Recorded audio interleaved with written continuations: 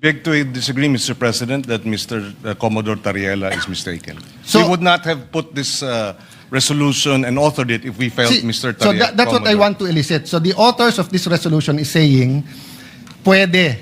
So kung ang official ng presidente is to have certain decorum sa presidente ng China, pwede yung isang general hindi sumunod. Ang sa kanya, bastusin natin yung Pangulo Mr. ng isang President, bansa. that is his interpretation? No. Bastos yun. No, that is your interpretation. No. So if I ask them well, now... Mr. President, we beg to disagree. Can you show the slide? Mr. ulit? President, we beg Mr. to disagree. President, The Department of National Mr. President, Defense tignan niyo naman po.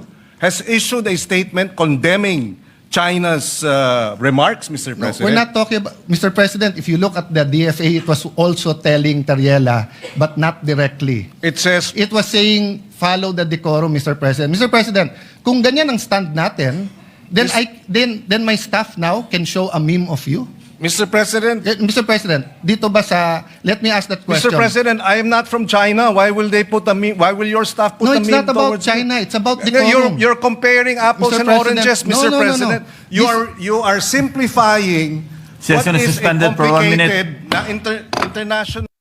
This affects moral ascendancy. Hindi mo pwedeng sabihin dahil mali kayo, mali na rin gagawin ko. Dahil ang Coast Guard tama, yung isang general na ng bastos, okay. So I take offense, sasabihin, dito naman kayo sa amin.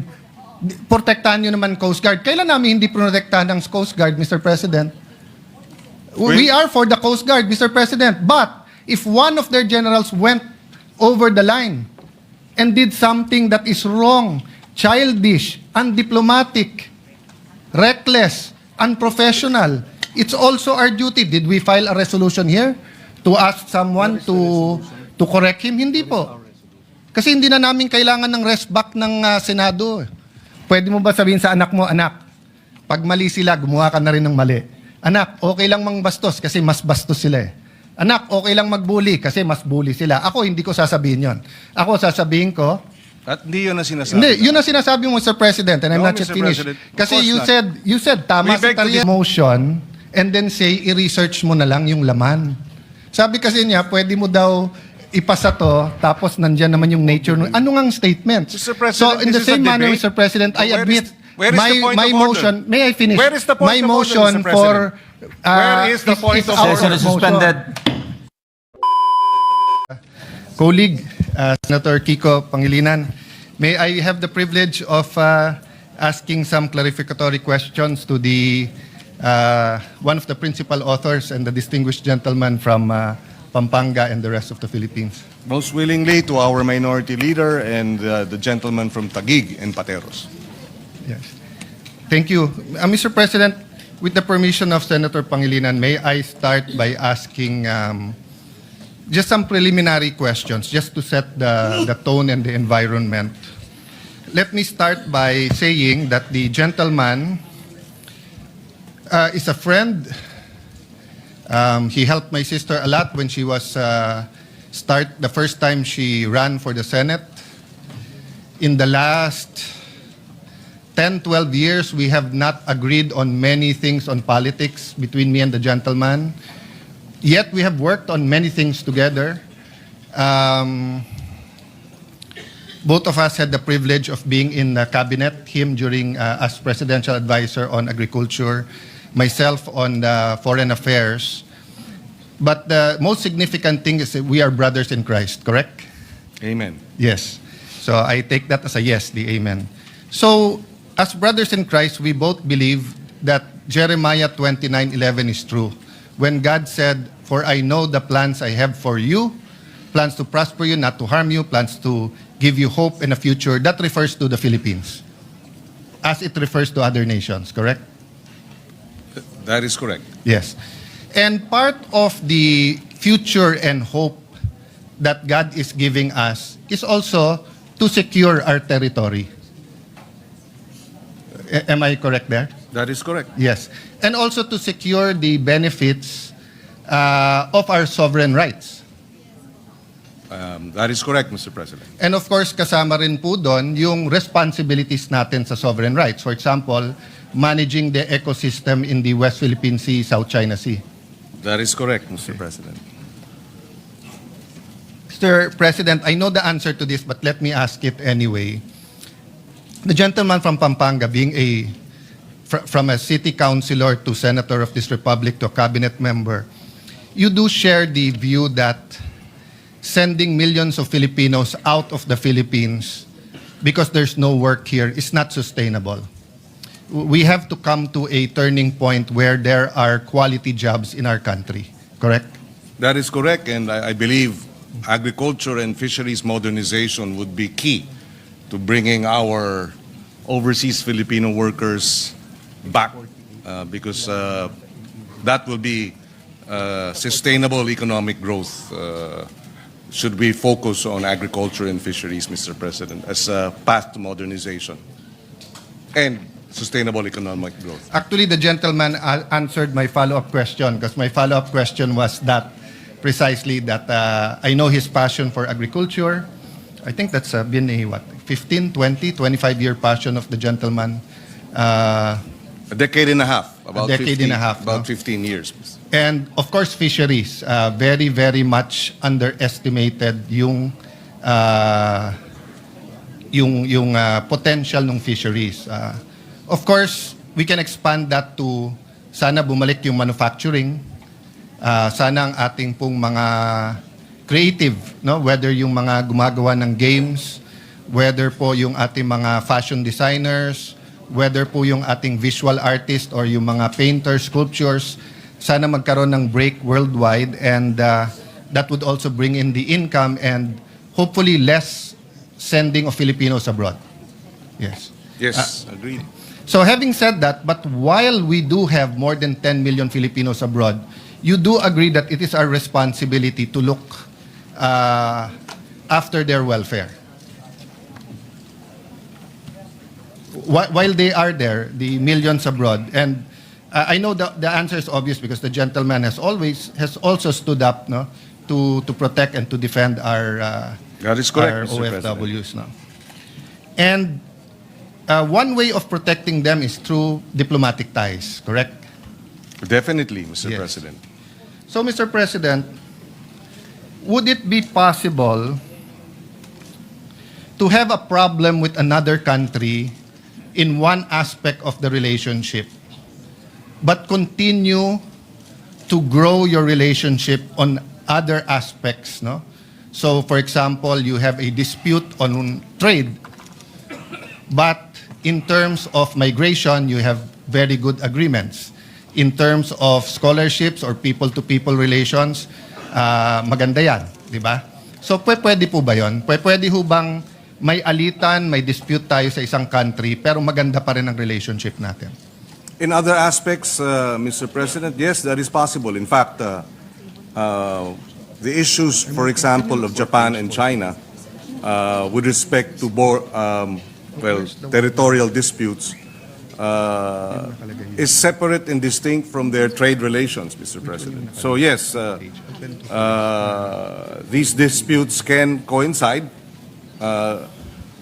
with healthy relations in other aspects of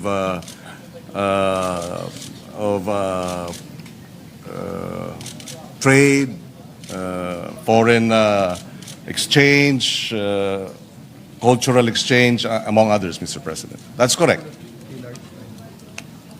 So, Mr. President, these are all preliminary, and I hope you give me a little bit of latitude on it. But to go straight to the point, can we have good relationship with China despite our dispute in the West Philippine Sea and the South China Sea? Up to a certain extent that, yes, definitely. We hope we could be able to distinguish between our territorial disputes as well as, for example, our desire for greater trade with China.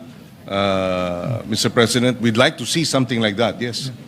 So I thank you for your answer, and I think it is perfectly correct because we do have very, very good relationships with Malaysia and Vietnam, despite our dispute with them in the West Philippine Sea, the South China Sea. In fact, sa Malaysia, we have two disputes. We have dispute in the West Philippine Sea, but we also have dispute about Sabah. That's correct. No? Of course, they do not recognize that we do have a dispute regarding Sabah because as far as they're concerned, there was a UN referendum and that's done, di ba? So there can be a dispute despite the fact that the other side says walang dispute, tapos na to. Well, yes, definitely. Yes. So, could it be possible, Mr. President, that marami sa atin pare-pareho ang stand? To simplify, atin to. Atin to. I will not go into the details that Senator Marcoleta went into or His Honor or others where you look at the legal basis of the different entitlements and territory. I think mahaba po yun. No? If you go to the Treaty of Paris, the amendments, the difference between territory and sovereign rights, mahaba yon. But would it be possible na pareho tayo ng stand, atin to, pero iba lang tayo ng approach kung paano ma-secure ang benefits ng atin ito? Well, definitely, Mr. President, we are in a democracy. We can agree, but at the same time have differences in approaches, Mr. President. We can agree on a fundamental principle that the exclusive economic zone, for example, of the Philippines has been ruled upon. We can agree that the arbitral ruling is a victory for us. But we can also disagree in terms of how to move forward in approaching China with respect to other considerations, Mr. Pro, other concerns, Mr. President. Sir President, let's go a little bit to the arbitral ruling in a while.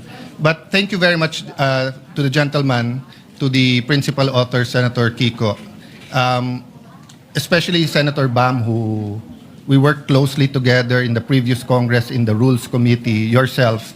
We can disagree on language, on culture, on approach, maybe even strategy, but I don't want to go into strategy because the other countries are watching.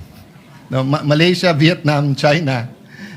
We have a joint strategy with ASEAN, which is quite common knowledge, but then ang problema when we talk about strategy in public, nakikita din ng kabila. But I guess there will be parts of it that we will nadadaanan natin, Your Honor. But if ever there's something deep about the strategy na dapat hindi in public, please just correct me or I will state that I will not discuss on that matter because I don't think it will be in our interest to do so. But I want to dwell muna dun sa point that we can agree and disagree.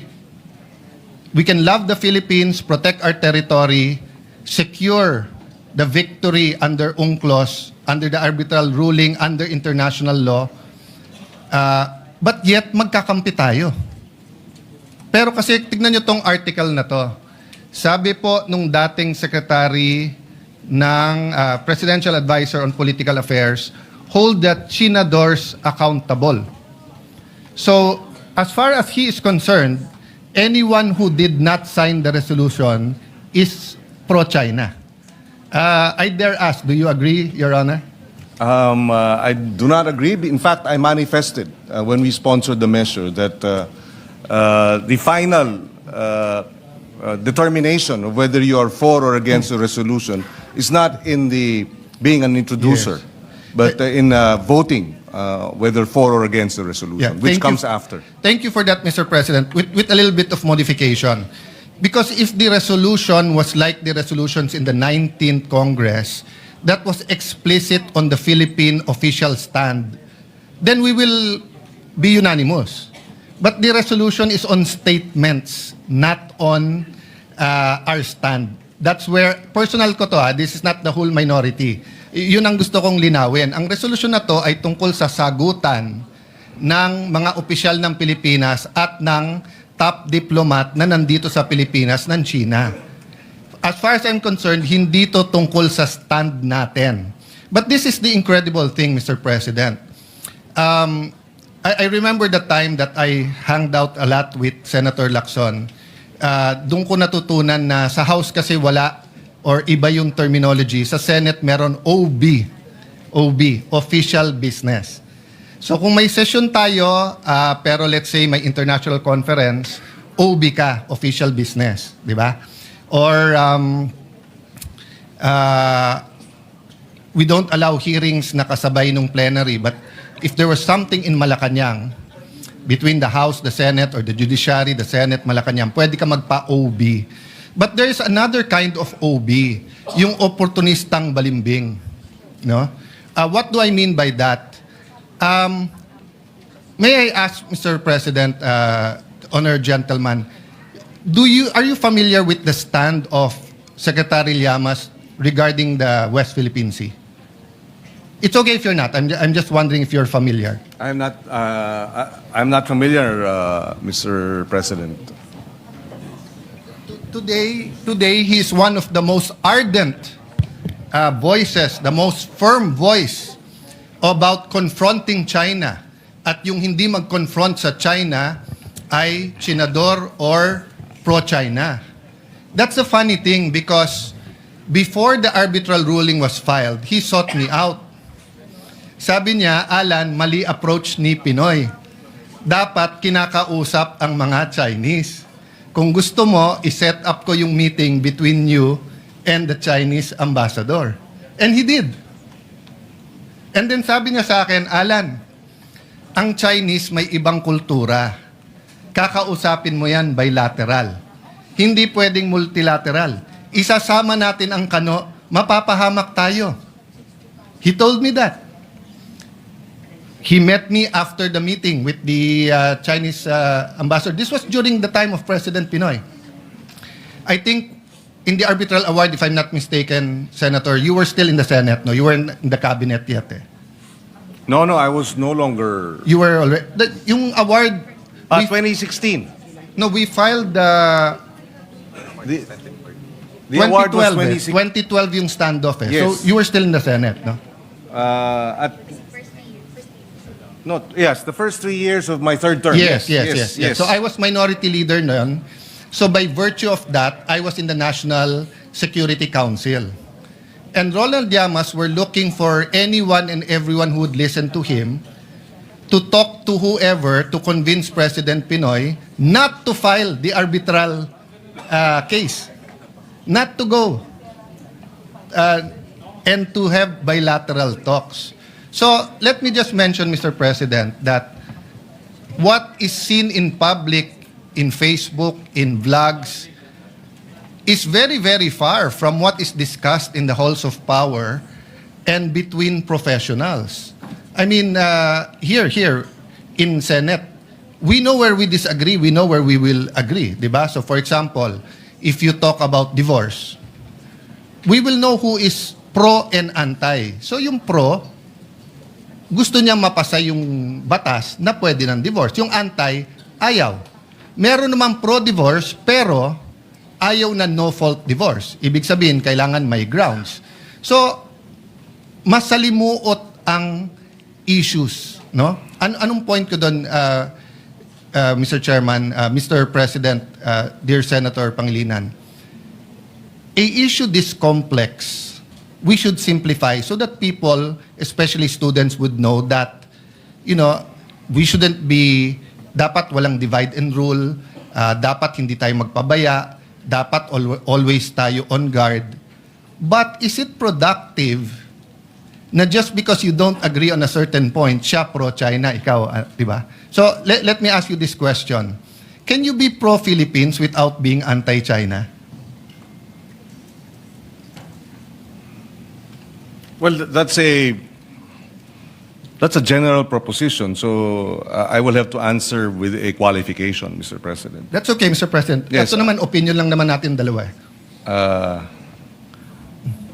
It'll be difficult to be out and out pro-China, especially when it comes to policies that affect our national interest. So I will have to qualify that you can be pro-Philippines without being anti-China as a general proposition, but when a conflict arises, obviously, between China's interests and ours, then clearly we stand by the national interest. So, meaning, Mr. President, it's like watching a basketball game between the Philippines and China. I'm pro-Philippines, and then in the game, of course, I will cheer for the Philippines, but I don't hate China. Di ba? Pero dun sa specific interest natin, so for example, if I have to negotiate a trade deal, I will be pro-Philippines. Di ba? Now, if it can be a win-win, why not? No? So, ang point ko lang, Mr. President, unlike electoral politics, which is a zero-sum game, meaning if Senator Villanueva runs for mayor of Taguig and I run for mayor of Taguig, only one will win. But in diplomacy, it's not a zero-sum game. Di ba? It's a continuous dialogue, continuous communication, and there are times that we shout at each other. There's time that you hate the situation. So I'm not even talking about being pro-China. So what I'm saying is that we deal with our problems with Vietnam, but we're pro-Philippines, but we're not anti-Vietnam. Nabanggit ni Ginoong Minority Leader yung basketball. In fact, ako may halimbawa. Last Tuesday, nung matapos yung aming balitaktakan ni Senator Marcoleta, yung nag-dinner kami sa Chinese restaurant.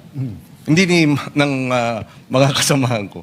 So ibig sabihin, kahit na ba tayo ay naninindigan at hindi tayo sumasang-ayon sa naging patakaran o yung mga bitiw na salita ng gobyerno ng China, paborito ko pa rin ang Chinese food. Yes. So that's a good example because that's what I want to point out. Pareho tayo ng stand, atin to. Etong portions ng South China Sea, West Philippine Sea, na territory natin. Ako, mas radical pa stand ko. Hindi lang yung 12 nautical miles. Yung nasa Treaty of Spanish, atin din yun. Hindi natin pwedeng basta't i-give up yon by international treaty. Diba? Some will disagree, some will agree.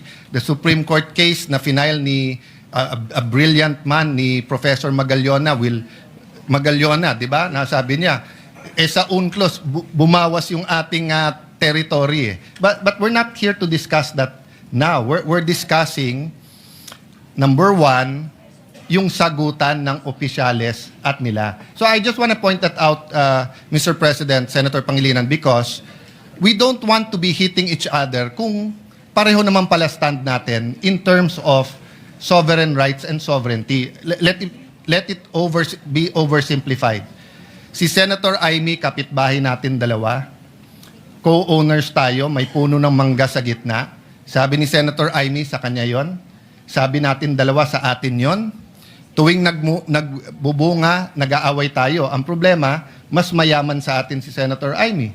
Ang problema, marami pong tangke, airplano, pati sa pera, pati sa diplomacy, sa abogado, mas marami si Senator Amy. So ako, ang stand ko, makipag-usap tayo kay Senator Amy. Ikaw, ang stand mo, hindi, sinisigawan na tayo, makipagsigawan na tayo. So we have the same stand. Mr. President, let me just finish the sentence. Yes, and I will clarify but ang pinag-uusapan natin, yung approach.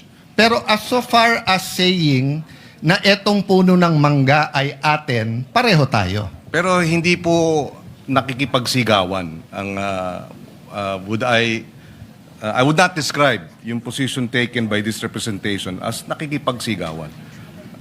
In fact, maganda yung point ng Minority Leader, yung kanyang paghahambing na sila, ang China, maraming baril, maraming resources, maraming armamento, etc.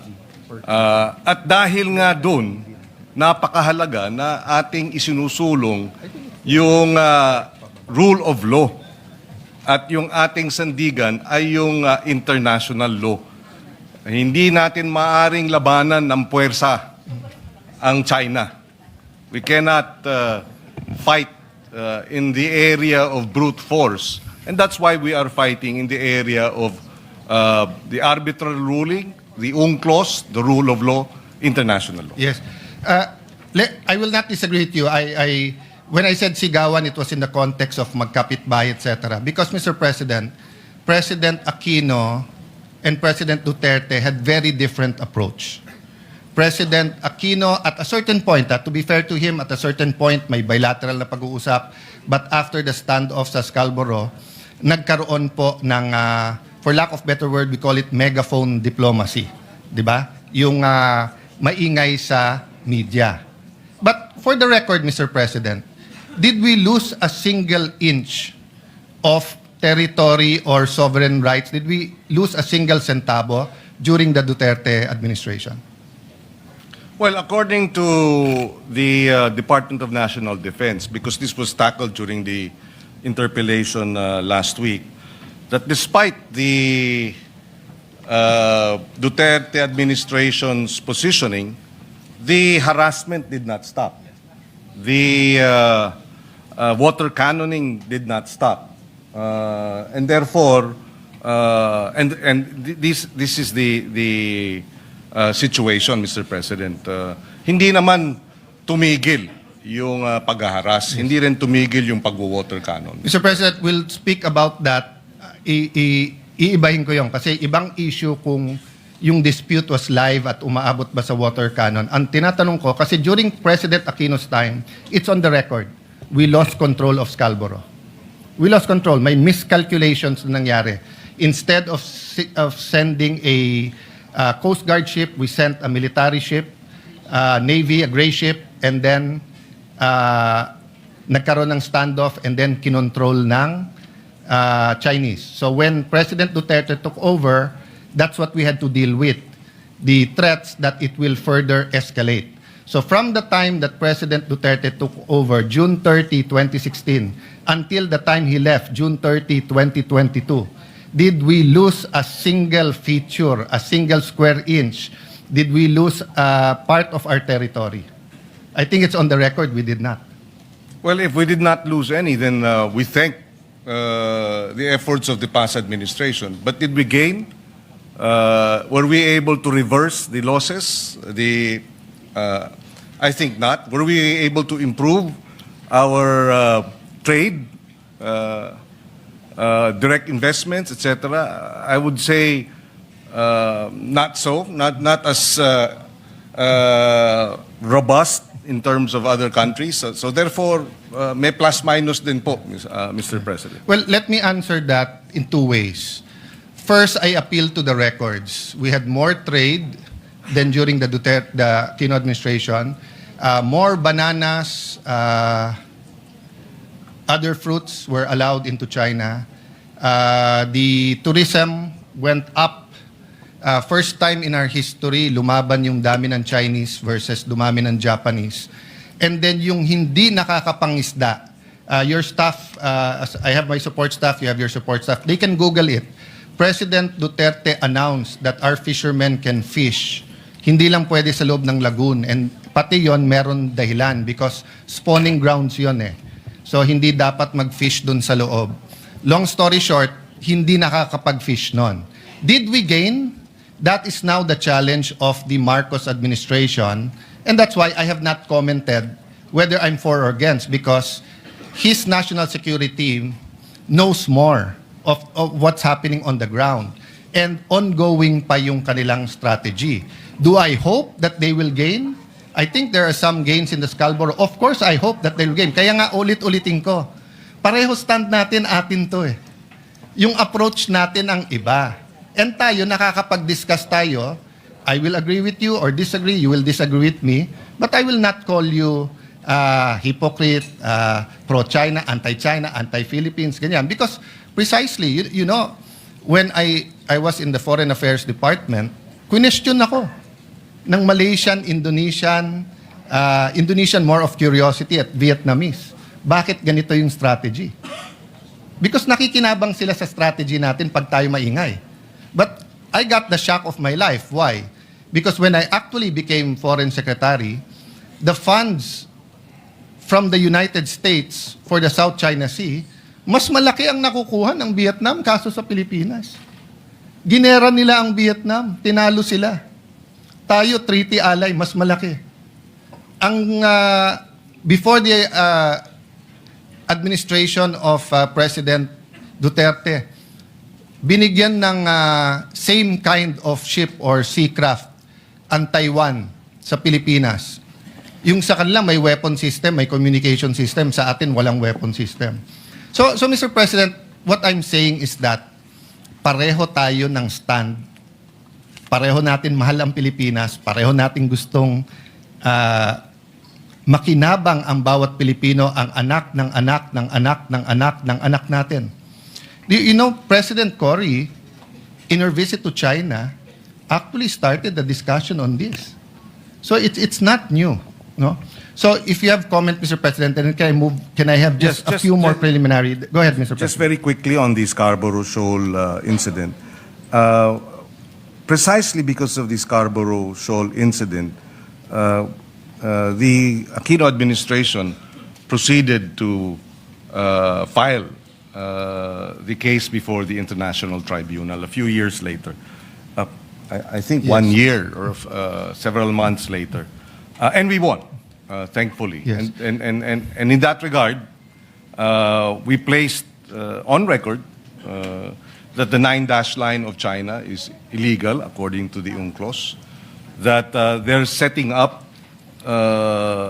building destruction of the reefs and building artificial islands and runways was violative of our EEZ, and that alone gave us a strong footing.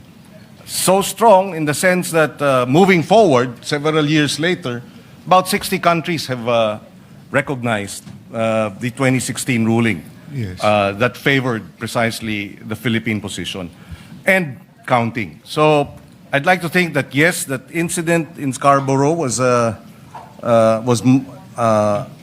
most unfortunate that it led to that. But because of that incident, we, as a smaller nation, decided that the way to addressing the challenge of a bigger nation, more powerful nation, is by way of the rule of law, by international law.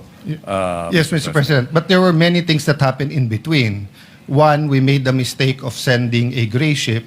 Number two, if the records I read is correct, we made the mistake of relying on back channeling and an alleged, until now, walang confirmation o denial, kung totoong nag-mediate ang Amerika at sinabing pag umalis yung ships nyo, aalis din yung Chinese ships, umalis yung ship natin, hindi umalis yung Chinese ship.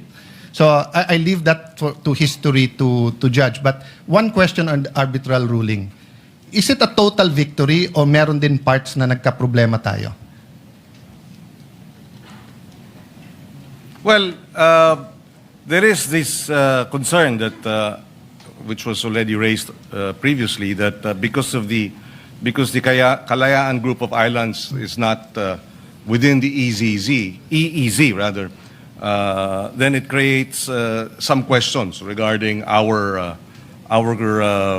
sovereign rights and sovereignty over the KIG. But it can be argued that in the same way, for example, Guam is not within the EEZ of the United States, it is still U.S. territory. Medyo exhaustive naman po ang inyong talakayan ni Senator Marcoleta. I'll just try to summarize it in one line.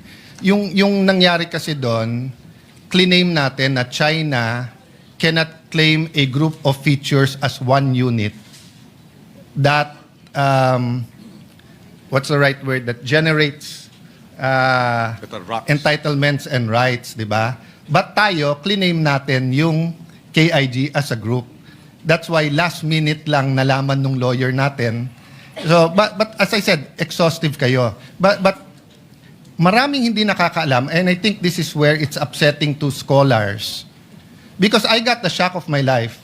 Before I went to DFA, I attended seminars, international seminars. Ito yung mga track 2, mga professors. At tinanong nga ako ng isang professor, "Sir, did you win the arbitral award?" Of course, sagot ko yes, but I knew it was sort of a trick question. So he asked me, sa Scarborough Shoal, didn't you used to arrest Chinese fishermen? Yes. Oh, didn't you used to arrest Vietnamese fishermen? Yes. O ano ba ang sinabi sa award? Sabi sa award, it is recognized as traditional fishing ground of all three. Chinese, Filipinos, Vietnamese. So ngayon, hindi na natin sila pwedeng arestuhin. So hindi rin totoo na parang Biblia, as far as we are Christians is concerned, that every part of the Bible is true. May mga naging kahinaan din itong agad-agad natin pagpunta sa arbitral ruling. Kaya, in resetting our problem in Scarborough Shoal, hindi na natin mababalik sa before Pinoy's time or before the standoff because stop na tayo nung ruling sa arbitral court. But in the conceding that may be the case in terms of us arresting other fishers from other nations, the fact that there was a recognition that these are traditional fishing grounds for all means that China is now doing illegal acts by water cannoning our fisher folk who are in the area, Mr. President. So in that regard, Mr. President, that was clear even before. But before, pwede natin sila arestuhin. Ngayon, hindi na natin sila pwedeng arestuhin. Dati, pag i-easy natin, kailangan nila ng fisheries agreement. Kung hindi, pwede natin silang arestuhin. Parang Papua New Guinea. Sa ngayon, doon na tayo kumukuha. Not all, but tuna, kumukuha tayo sa EEZ nila, pero may fishing agreement. Sa ibang parts ng EEZ natin, we can still arrest. yes. But not in Scarborough. But that's not my point. My point is, we can discuss soberly as patriotic Filipinos how to navigate this and secure our territory and also benefit from all of this, from our sovereign rights, di ba? Without saying you're pro-China, you're anti-China, Chinador ka, etc. No? And the funny thing is, Mr. Llamas was correct on that point. Because sila sabi niya, hindi man pinag-aralan lahat, iba-iba yan. Iba yung stand natin sa Ayungin, iba stand natin sa KIG, kay Don. Kaya lang ngayon, biglang balimbing na, biglang totally siya ang Mr. Philippines. No? Mr. President, who was the first to start reclaiming in the South China Sea? At least from the Philippine What country, Mr. President? Oh, you're from the DFA. Yes, our DND resource person says that it was Malaysia Okay. that started claiming, no? Okay. And of the claimant countries, sinong pinaka-aggressive? Of the claimant countries. I'm not talking about 1 China. month, 1 China, year. of In the course. last 20 years, China. Yes. Okay. Sino pinaka-maraming reclamation? China. As of today, Vietnam, according to the DND, Mr. President. What country offered the United States not to militarize the reclamations, etc.? Yes, according to our resource person, it was President Ramos who first Okay. requested not to militarize the area, Mr. Okay. President. Not bad yung taga-DND, sir. You got 1 out of 4 questions correct. Not bad. The first to reclaim was Vietnam. The most aggressive to reclaim and most islands is Vietnam. Yes, that's correct. Yeah. The most aggressive is Vietnam. The country to first propose to President Obama not to militarize na hindi tinanggap ng American government is China. President Xi was still vice president there. It's recorded in many, many books. I recommend you read yung kay Mahubani, a great diplomat, a great professor of the Lee Kuan Yew School of Government. No?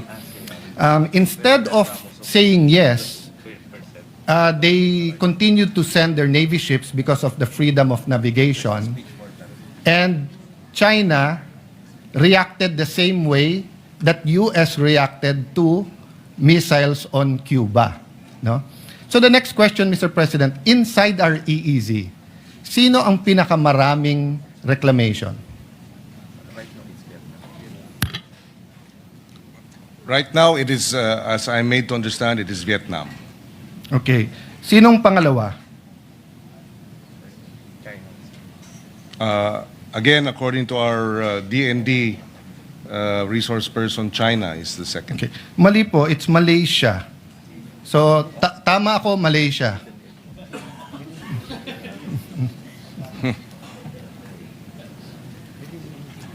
Kasi, Malaysia has 5. Well, if he considers the one by Taiwan because of the one China policy, then tied ang Malaysia at saka China.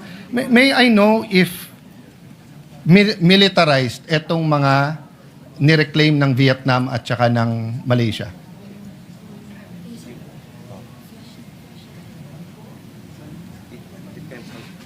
Depends naman kung naglalagay ng military officer. Yung sa Vietnam, they have their own military. Yes, according to our resource persons in Vietnam, there are military personnel and officers. And So officials. military personnel lang naman, but hindi militarized. Well, yes, not in the context or not. In the context of the Chinese, Yes, not in the relative to. Okay. Ang Malaysia po. sa Malaysia, sir, may military and then they also have a civilianized island. Similar. They have the military, but they also have civilianized islands, Mr. President.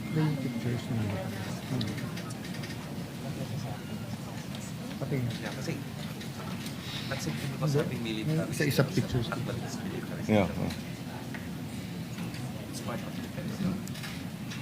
So doing national defense on our part is not actually military. Yeah. Mr. President, I'm looking for the pictures, but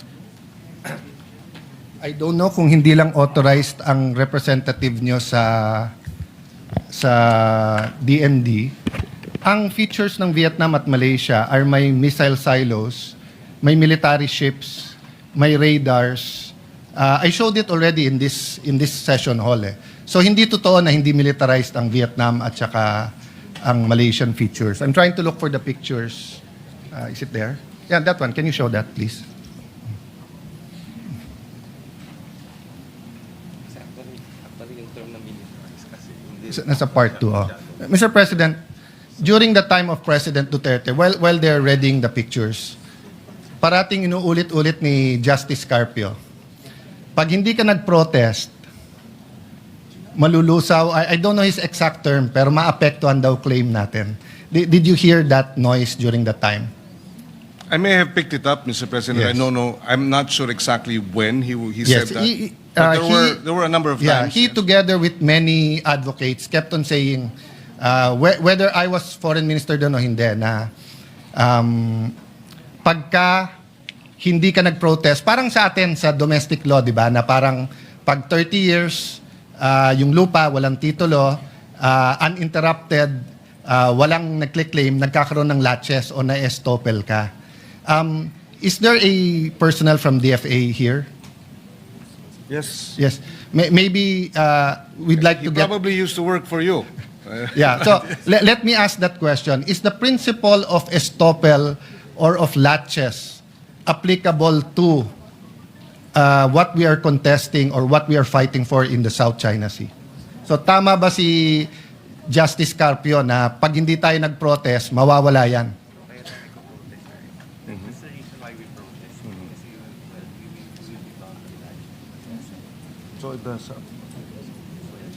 Kaya tayo nag-protest. As a general principle, the resource person says yes. Latches may, over time, affect our claim, Mr. Yeah. President. Maybe we have to correct that, Mr. President. Napakadelikado ng statement na yon. Alam niyo bakit?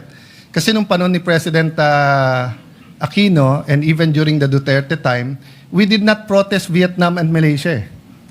So kung tama yung sinasabi ni Justice Carpio, wala na tayong claim sa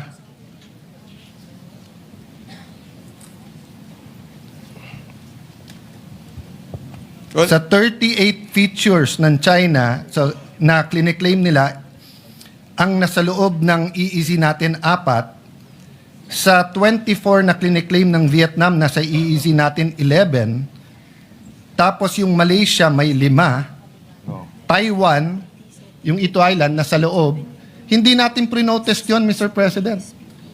So, let's dispel that malicious political statement because it is not a legal proposition. Wala sa UNCLOS ang laches at saka estoppel. Wala po doon. Hindi, ibang-iba yung law of the sea sa law of land. Sa land, pag walang titulo, tapos si SecGen, lalo kung yung titulo, yung lupa na yun ay nasa Batangas, and meron siyang constituent na nandun 30 years, may tax deck siya, walang nagkle-claim, uninterrupted, pwedeng tituluhan, pag biglang ako, kapitbahay niya, 1 year later, sabihin, akin yan, hindi na pwede. May estoppel na may latches na Hindi totoo yon sa law of the seas. Kahit 1,000 taon, kahit bumangon yung mga mummies at dun sa mga pyramid sa Egypt, atin pa rin yon, no, Mr. President. I mean, we don't have to debate it today, courtesy if the DFA wants to answer that. But if that is their answer, and that wasn't their answer to me when I was secretary, because I asked everyone in DFA, I asked them, kung tama si Justice Carpio at hindi nag-protest during the time of President Aquino, we will file the protest now. Sabi, sir, hindi kailangan. At saka, sir, pag nag-protest ka sa Vietnam at Malaysia, tayo magkakampi ngayon kasi mas malaki ang China. Tayo sa ASEAN ang nag-uusap-usap. So, hindi naman pwedeng iba yung rule sa China, iba yung rule sa Malaysia at Vietnam. In terms of legal, Mr. President. In terms of legal, that's correct. In approach, In terms of realities, yes, we do have in to certain realities, like for example, the water cannons, di ba? Yes. Yes. Yes. So, Mr. President, eto example, Hison Reef. My eyes isn't as good as it used to be, but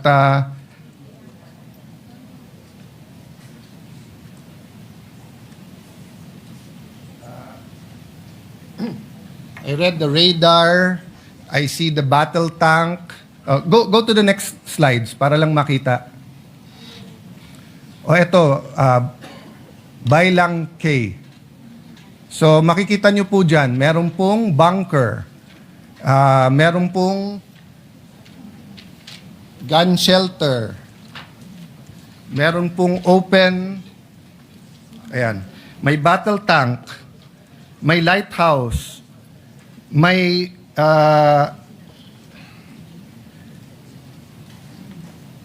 speedboats, may pier. Next slide.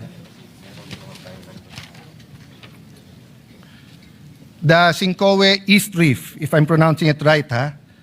Meron tong 3-sweep twisted blade turbine for power. May battle tank. May 12.7 mm HMG. Concrete bunkers. At the time I got this and President Duterte allowed me to show it, ongoing pa yung construction nila. Next, Vietnam, Pugad Island. Sa Pugad Island, may battle tank, may anti-aircraft artillery. So let me ask the DND representative, through of course you gentleman, ang mga airplano ba natin, helicopters or Coast Guard, dumidikit sa mga island ng occupied ng Vietnam?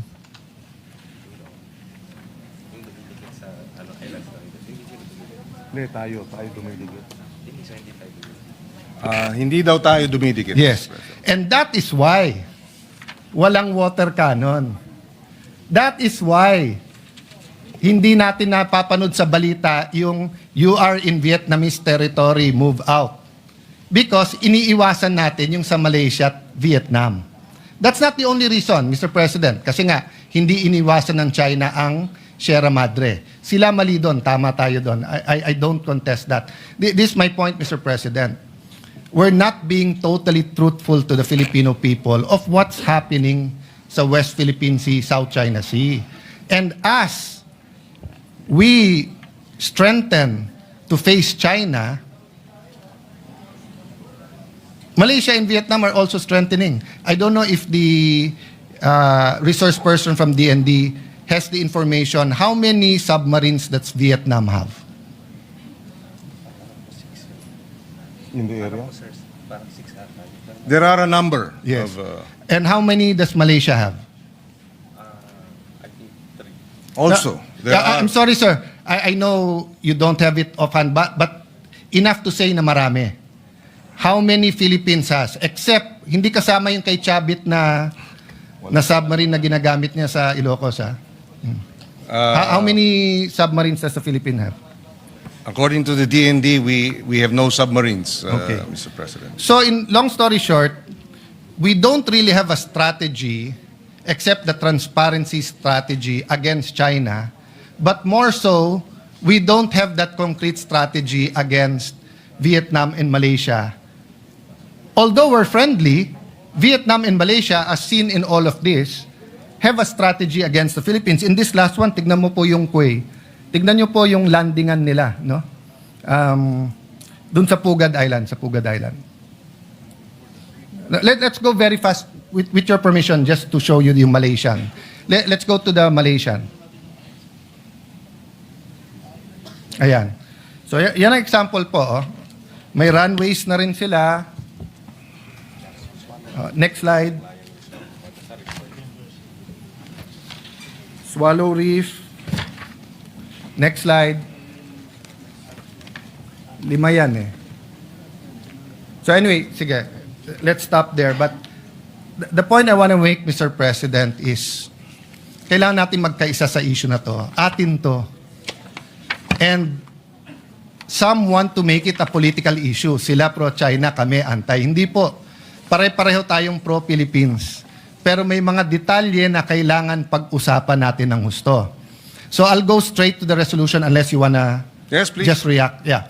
To the resolution, Mr. President, is it correct that ang pinagmulan nito ay yung presentation ni Commodore Tariela na may depiction in caricature or whatever the right name is of President Xi sa presentation niya? Ito ba yung pinagmulan nito? Hindi naman, di ba? Even before that. Yeah. I think that may be one of the issues raised, but I don't think it began with that, Mr. President. No, Mr. President, because bago po yung yung Chinese ambassador eh. So, all the disputes with the former ambassador, kung meron man, was covered by the 19th Congress eh. Kompleto naman tayo ng resolution eh.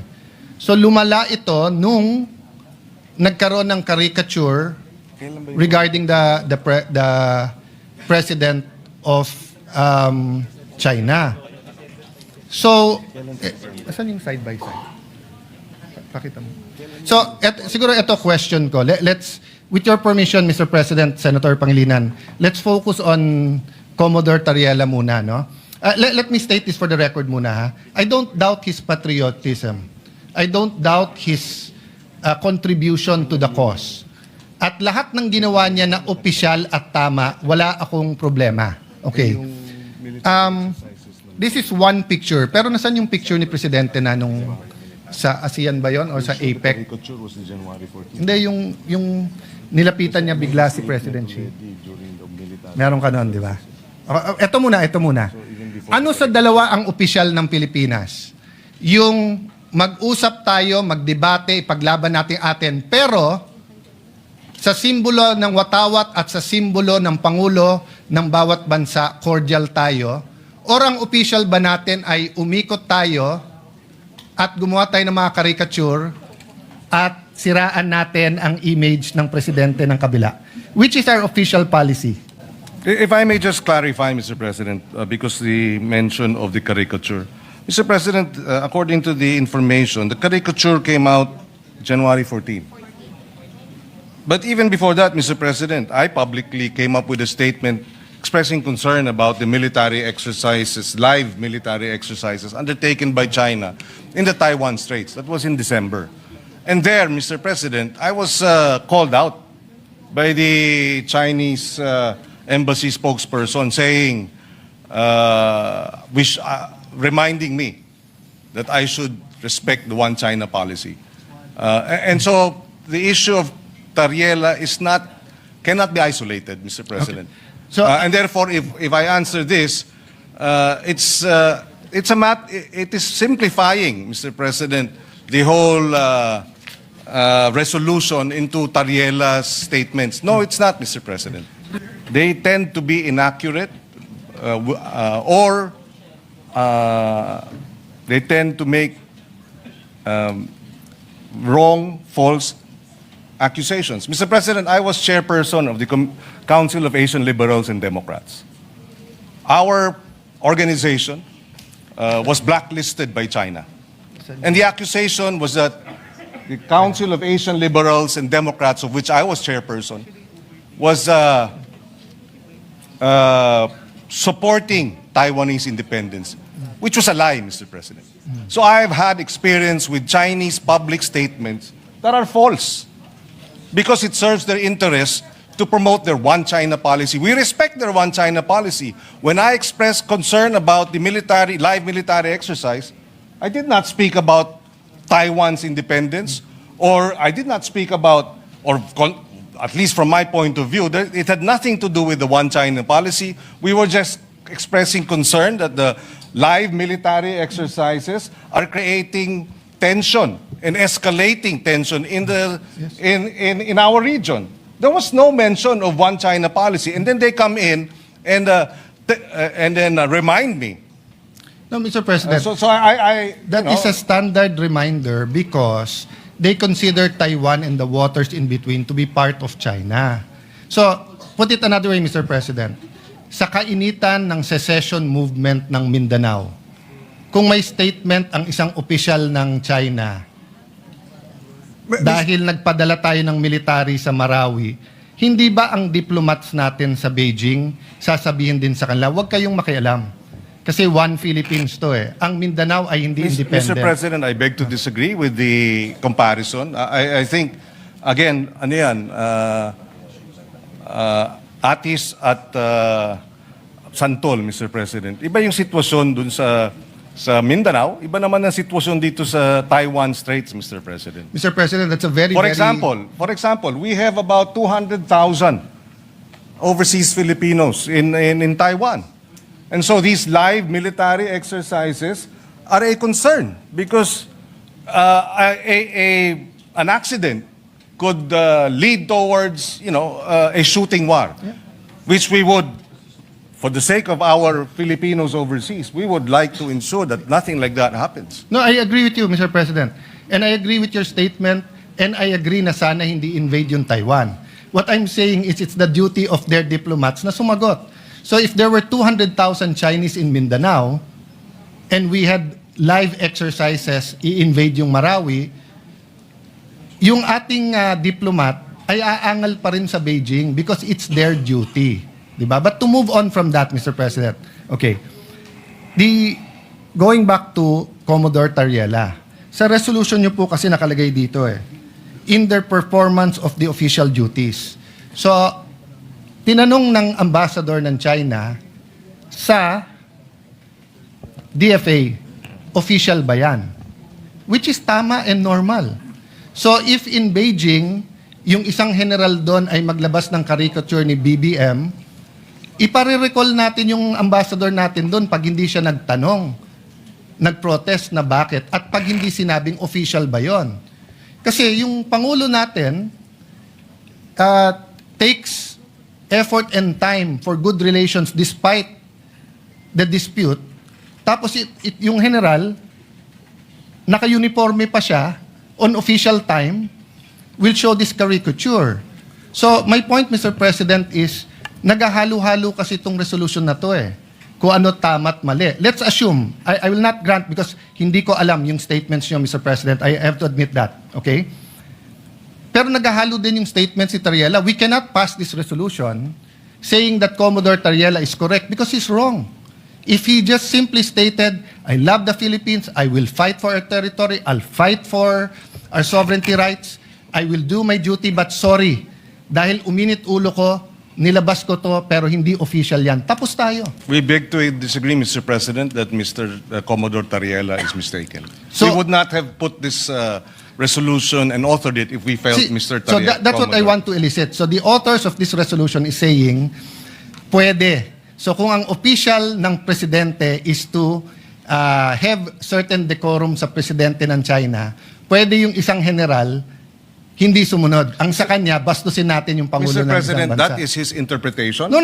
Bastos yun. No, that is your interpretation. No. So if I ask them well, now... Mr. President, we beg to disagree. Can you show the slide? Mr. ulit? President, we beg Mr. to disagree. President, The Department of National Mr. President, Defense tignan nyo naman po. has issued a statement condemning China's remarks, Mr. No, President. we're not talking about... Mr. President, if you look at the DFA, it was also telling Tariela, but not directly. It says, It was saying, follow the decorum, Mr. President. Mr. President, kung ganyan ang stand natin, then my staff now can show a meme of you. Mr. President, Mr. President, dito ba sa... Let me ask that question. Mr. President, I am not from China. Why will they put a meme? Why will your staff put No, a it's meme not about towards me? China. It's about You're, decorum. you're comparing apples Mr. and President, oranges, no, Mr. no, no, no. President. You are simplifying Session what is is a suspended for 1 minute. Uh, complicated international. Kiko, and to you, I think we were just making a point. I will speak after him. No, Mr. President, I've made my point. Just for the record also, the resolution does not make mention of the caricature, so I'm not sure where Yes. where the point of the caricature is being Mr. President. pointed out. I will go there after this point, Mr. President. No. Sir President, Rule 93, acts and language which offend a senator or any public institution shall be deemed parliamentary. From kindergarten, Mr. President, we are taught certain rules. How to address the teacher, how to respect your neighbor, paano i-address yung matatanda, di ba? Ganon din po sa international affairs. You do not mess with their flag and you do not mess with their symbol of authority, their king, sultan, prime minister, or president. That's why in this slide, Mr. President, it is very clear, yung official natin is, despite any dispute, si President Zelensky at President Putin, if you put them on the same room, magkakamayan yan. So that's why the question kay Commodore Tariela is, officially sanctioned ba yan? Which tama na tanungin ng Chinese ambassador, bakit? If a general in China makes a caricature of President Bongbong, dapat i-protest ng ating ambassador. At dapat tanungin, official ba yan? Because we cannot look underhanded pagdating po sa international community. Hindi pwede ang Pangulo makikipag-usap na eto walang personalan and then yung general mo, personal. So, I'm sorry I reacted because anyone who sees the caricature is that a flattering caricature? If I do that caricature to any world leader, kahit dito, di ba? The majority leader is smiling. The majority leader and I had a we've known each other since 98. We've never argued with raising our voice. But umabot. I didn't even remember what I said. We apologized to each other. Bakit? Mali. Pero tama yung pinaglalaban mo, bro. Tama pinaglalaban ko. Mali yung paraan paano natin pinaglaban. So wala akong problema sa pinaglalaban ni Commodore Tariela. Pero hindi naman tayo fraternity dito sa Pilipinas na mali na nga brad mo, pero dahil bugbugan sa ibang bansa, sasabihin mo tama brad mo. Mali. I don't propose a resolution, but the guy should apologize and just say na, tama pinaglalaban ko, pero mali na ginawa kong ganyan. Now, if he wants to do that, he resigns his commission. He can go around, he can join the media, he can be a blogger, he can be a professor, he can be like Ronald Llamas and call himself a influencer or a political analyst, di ba? But when you're in uniform, the other countries will ask you, official ba yan? That's standard, Mr. President. Kaya tayo nagkakaproblema. Mr. President, wala namang problemang magtanong sila. Pero itong mga bitiw na salita nila sa kanilang Facebook official pages ay hindi katanggap-tanggap. Number one. Number two, kahit sa China, Mr. President, kinakarikature ang ating Pangulo ng China state-controlled media. Na alam natin, walang lumalabas dyan na hindi aprobado ng Communist Party. So merong China, Xinhua News. Andito si BBM, may caricature. Andito rin. So maliwanag, Mr. President, na they too, through their official channels, Sir President. come up with caricatures, Mr. President. Sir President, yun po, with all due respect, Senator Pangilinan, and dapat ina-advisean ng DFA ng tama, hindi po mangga sa mangga o atis sa atis yan.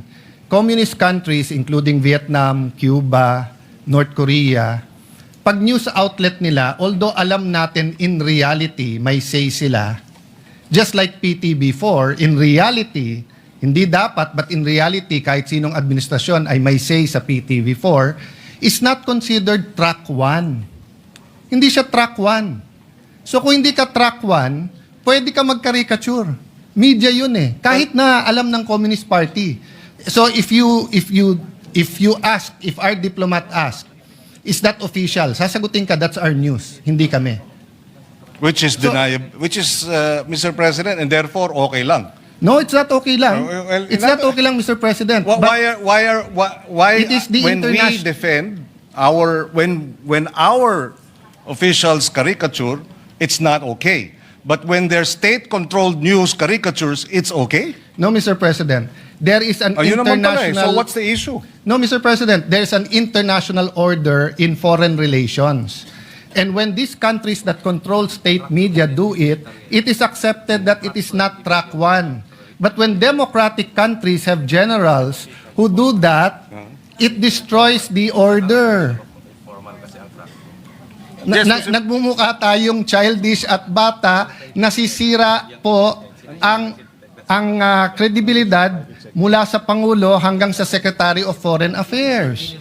Kung hindi sila napapahiya na ginagawa ng state news, tayo napapahiya. Kasi walang maniniwala na gagawin ng general yan at hindi siya ipagsosorry, tapos sasabihin hindi siya opisyal. Well, again, Mr. President, if taken in isolation, and that's the difficulty here, the good senator is taking it in isolation. That was January 14. December pa lang, pinuntirya na ako. Si Senator Risa Ontiveros, the same. Nung nag-statement ang Congressman Laila and Congressman Jokno, tinira rin.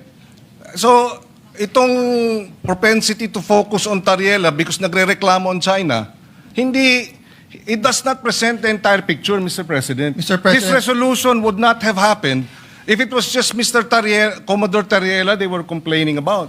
No, Mr. But precisely, it is a systematic propaganda campaign to discredit our public officials, to discredit our armed forces, Mr. President. Ganyan ang style. And the statement of the DND, if you look at it, if you read through it, they were saying, and they condemned the lies. Mr. President, they described it as lies, ang nilalabas ng China. And then dito tayo, nagre-reklamo sila dahil dito sa caricature. Sana naman medyo patas tayo dahil dito naman tayo sa atin, Mr. President. Suportahan naman natin yung ating Coast Guard. Sila ang tumataya dyan eh. At suportahan natin ang DND at ang ating men in uniform. Yun ang ating Mr. President. kagustuhan para maipasa itong resolusyon na ito that we stand behind our men in uniform.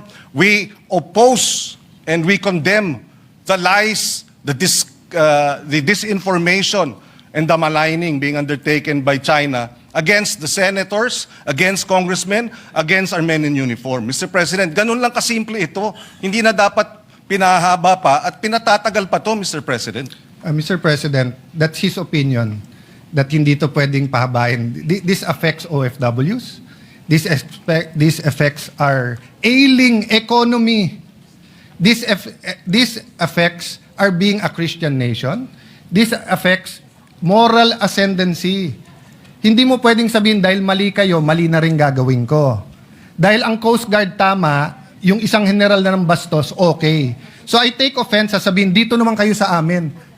Protektahan nyo naman Coast Guard. Kailan namin hindi protektahan ng Coast Guard, Mr. President? We are for the Coast Guard, Mr. President. But if one of their generals went over the line and did something that is wrong, childish, undiplomatic, reckless, unprofessional, it's also our duty. Did we file a resolution here to ask someone to correct him? Hindi po. Kasi hindi na namin kailangan ng rest back ng Senado. Pag kami nakakapagdebate sa Russian ambassador, American ambassador, hindi namin kailangan rest back ng Senate. Especially kung tama kami. But what we're asking sa resolution to is rest back ng buong Senado. Which I'll go to the other point because hindi tayo magkasundo dyan. So tingin nyo tama, bahala kayo. Because may mga anak kayo, may mga apo, tayong lahat. Dadating tayo dyan. Pwede mo ba sabihin sa anak mo, anak, pag mali sila, gumawa ka na rin ng mali. Anak, okay lang mang bastos kasi mas bastos sila eh. Anak, okay lang magbully kasi mas bully sila. Ako, hindi ko sasabihin yon. Ako, sasabihin ko, At hindi yun ang sinasabi. hindi, yun ang sinasabi mo, Mr. President, and I'm No, not yet Mr. finished. President, of Kasi course you said, tama We si beg to Tariela. disagree, Mr. Mr. President, I'm not yet finished, no? Well, we beg to So, disagree. Mr. President, this is the question. The resolution question statement. Sabi dito, whereas, in response to the public statements of the Embassy of the People's Republic of China, etc., etc., walang naka-attach ko anong statements nila. So, paano tayo magdidebate dito? That's why, mahaba to eh. Mga pang 3 araw to, iniisa-isa ko yung statements. Pinapakuha ko sa staff. Nagsumulala ako kay Tariela because tinitingnan ko statements ni Senator Risa. I think that's within her rights. She's been consistent with some of her, I may agree or disagree, but yun ang statement niya. I've been looking at the statement of the gentleman from Pampanga. You're a senator, you're a patriot. But yung kay Tariela, nakita ko kaagad eh.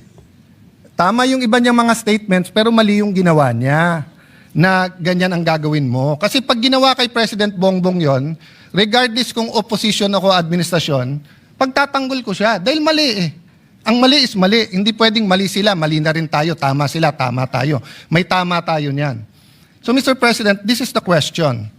How will we discuss and vote on this? Kung wala naman dito yung statements na kuni-question natin. So will the gentleman attach these questions and furnish the members of this chamber? I don't think we ever passed a resolution. Mr. This is just 30 seconds, tapos na ako. On this point, we've never passed a resolution condemning anything without specifying what we're condemning. So, pwede bang sabihin, hindi ko gusto yung sinabi ni Senator Marcoleta sa CA. Hindi po, I saw the statement of Senator Lacson, I saw the other statements. Specify nila kung ano sinabi niya. Nakita ko statement ni Senator Marcoleta, clarify niya. At least malinaw.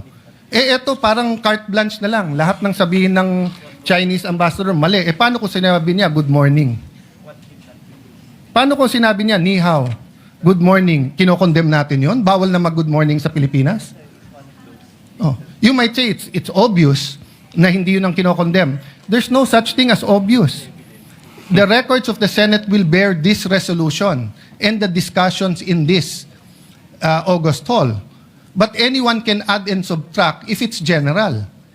So which statements are we talking about so that we in the minority, in the opposition, can be able to debate? That's why I started out today by simply saying, pagdating sa South China Sea, sa West Philippine Sea, nagkakaisa tayo, magkakasama tayo. Atin ito, ipaglaban natin to.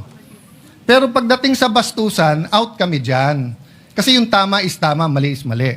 So ang question po ngayon, what will we do, gentleman from the esteemed senator, gentleman from Pampanga and the author, will you supply us or will we annex or add whereases so that we will see ano ba tong statements na to? Mr. President, I think the whereases are clear. Just a little bit of research on the part of the researchers will confirm what we are referring to. We don't need to annex all of them, Mr. President. For example, in response to the public statements of the Embassy of the People's Republic of China that opposed and criticized these positions and questioned the propriety of Philippine officials expressing such views in the performance. So it's specified, the nature of the statements. So a little bit of research, malalaman mo na. I'm making a point, Mr. President, that you cannot make a motion and then say, i-research mo na lang yung laman. Sabi kasi niya, pwede mo daw ipasa to, tapos nandyan naman yung nature. Ano ngang statement? Mr. President, So in the this is a same manner, debate. Mr. President, I Where admit, where is the point my of order? motion, may I finish? Where is the point my of order, motion Mr. for... Where is the point of our order? Session is suspended.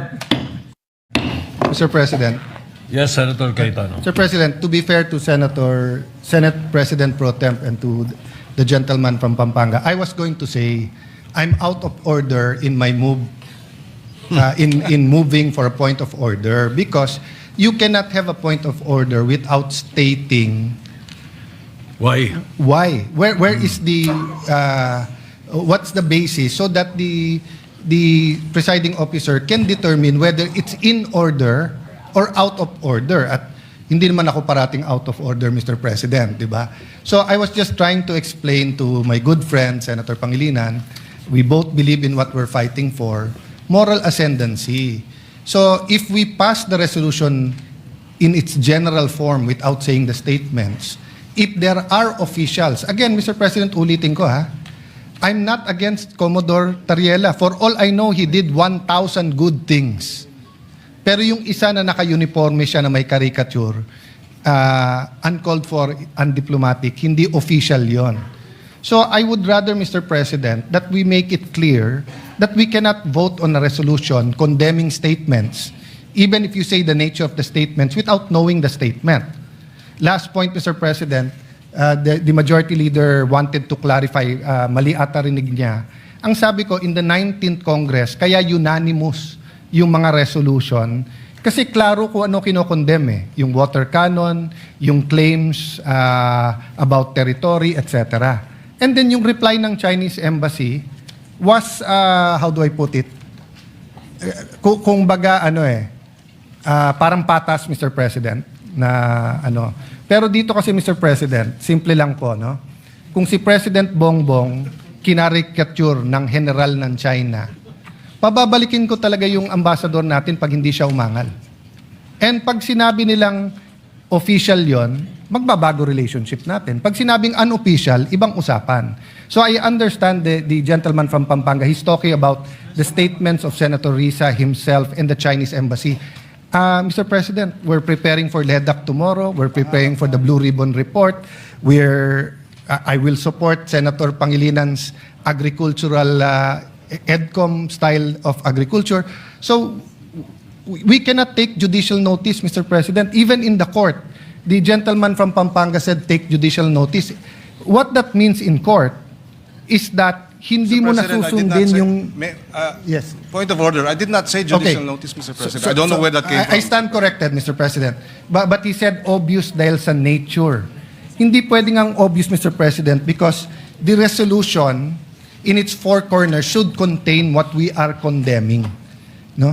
If it's not there, it will be a bad precedent. So may I appeal to the gentleman from Pampanga, lagyan natin nung kung ano yung statements. You don't have to put all. We will accede, Mr. President. I will now read a number of statements from the official website and account of the Chinese embassy in Wait, Manila. hold on, Your Honors.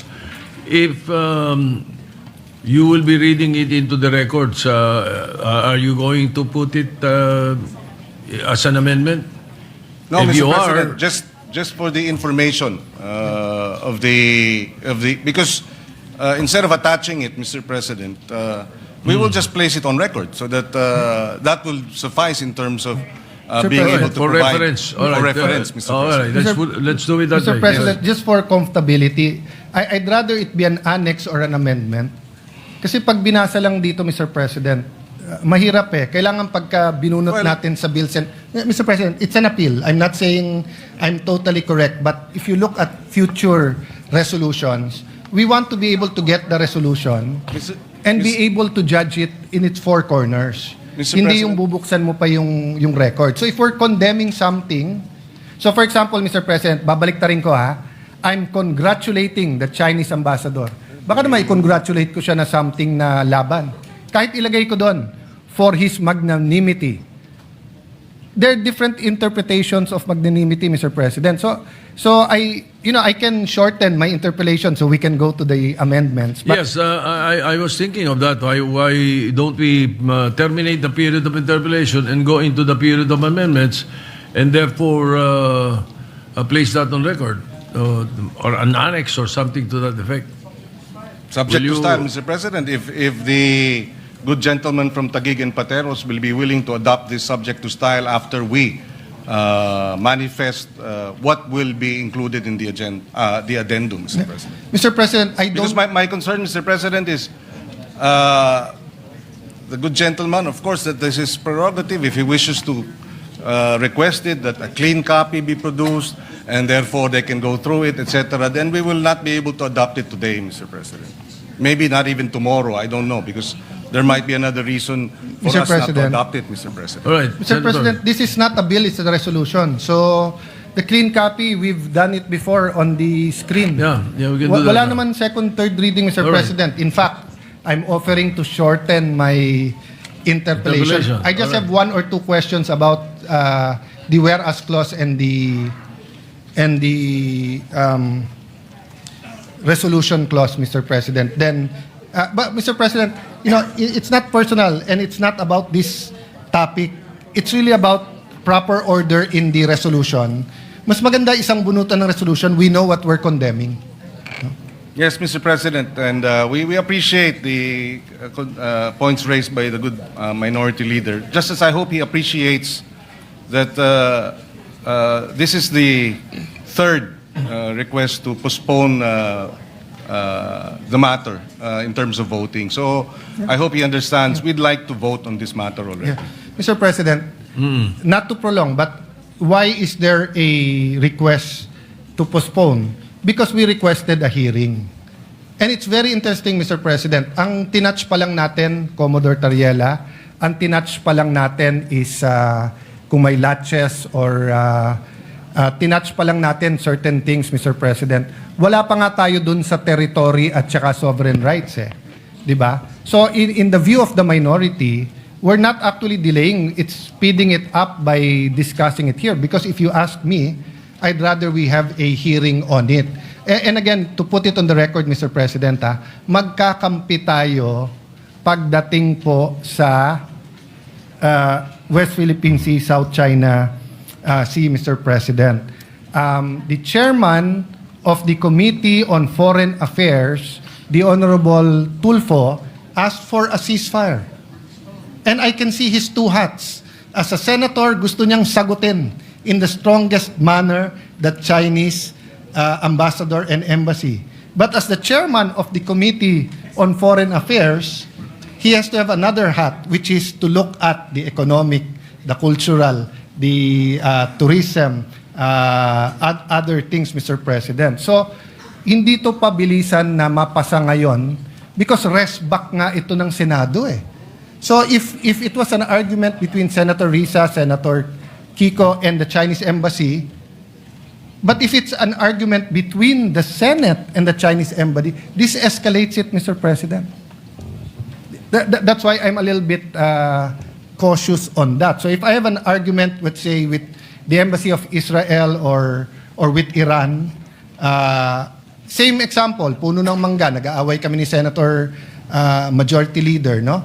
And kampi siya sa kanya yung isang gobyerno at nag-away kami. Once I file the resolution, Mr. President, mabigat kahit na ito'y tinatawag lang na sense of the Senate. It's the Senate as an institution eh. So now the Chinese embassy has to deal with that all the way up their chain to the foreign minister, to the member of Politburo in charge of foreign affairs, to the president. So if the Chinese government does the same, it doesn't end to our ambassador. It goes to our foreign secretary. It goes to President Bongbong. So that's the reality there, Mr. President. But I don't intend to delay this or I intend to exhaust the discussion, Mr. President. Yes, Mr. President, we understand the point raised by the good minority leader, except that, like I said, this has been postponed upon the request of this good senator 3 times already. So that's why I hope he understands when I am appealing to him that hindi natin minamadali ito. Kung minadali natin ito, dapat hindi 3 postponement na pumayag tayo. In good faith, Mr. President. Mr. President, iba lang definition namin minamadali kasi kung may hearing to, mas tatagal pero malalim ang discussion natin. Having said that, I understand where the senator is coming from dahil siya po ang may kasagutan. No? Thank you, Mr. Can I go President. to the point of the whereas clause that talks about the official duties and functions, no? So is it the official duty of Commodore Tariela to come out with a caricature against the Chinese president? May we know what whereas clause you're pertaining to? What number in the first page? The second one, Mr. President, the Philippine officials, including members, Senate, House, and other government, made pronouncements on matters affecting national security, maritime interest in the lawful performance of their official duties and functions. Alright. So, Mr. President, I've monitored yung kay SND, sa DND. I agree with some iba may question, kulang ko sa info. So, hindi ko na tinanong yon. And when SND speaks, he's the alter ego of the President. But when Commodore Tariela speaks, I want to know, is that for the task force? Is that for DFA? Is that for the Office of the President? Or is that for the Coast Guard? Because, Mr. President, official duties and functions, yun precisely ang tanong parate sa Department of Ministries of Foreign Affairs, kung official o hindi. And usually we answer. So, eto bang mga caricatures na to ay kay Commodore Tariela lang? Or eto ba yung official policy natin? Yes, Mr. President, my understanding is the statement issued and the caricature that was presented was undertaken during a Track 2 event in St. Benilde's. Track 2 would be a informal academic discussion, Mr. President.